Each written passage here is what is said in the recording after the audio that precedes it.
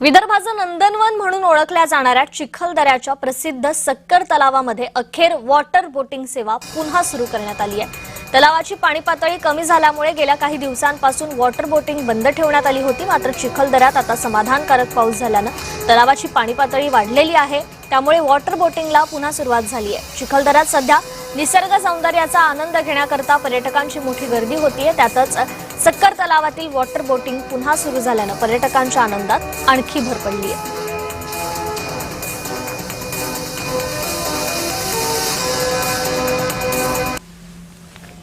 संबोधल्या जाणाऱ्या चिखलदऱ्यामध्ये अखेर बोटिंगची व्यवस्था जी आहे ते सुरू झाली। बोटिंग मोठ्या प्रमाणात सुरू झालेलं आहे। खरं तर गेले 6 महिन्यापासून या तलावाची पाण्याची पातळी जी आहे ते पूर्णपणे खालावली होती। आता आपण बघू शकतो पाण्याची पातळी जी आहे ते वाढली असल्या कारणानं या सक्कर तलावामध्ये बोटिंग जे आहे ते सुरू झालं। पर्यटक मोठ्या प्रमाणात या ठिकाणी येत आहेत आणि या तलावामध्ये बोटिंगचा आनंद ते या ठिकाणी घेत आपण बघू शकतो। पर्यटक या ठिकाणी संपूर्ण महाराष्ट्रातून पर्यटक या ठिकाणी गर्दी करत आहेत। या ठिकाणी बोटिंगचा आनंद हे पर्यटक घेत आहेत। खरं तर आता पर्यटकांसाठी हे पर्वणी हे सुरू झाली आहे। जर बघितलं तर पर्यटकांची सुरुवातीला नाराजी होती, मात्र आता बोटिंग सुरू झाल्या कारणानं पर्यटकांची वावर देखील या ठिकाणी वाढलाय। संपूर्ण महाराष्ट्रातून पर्यटक या ठिकाणी गर्दी करतात आणि या बोटिंगचा आनंद या ठिकाणी घेत आहेत। सुरेंद्र कुमार अकोडे, जय महाराष्ट्र न्यूज, अमरावती।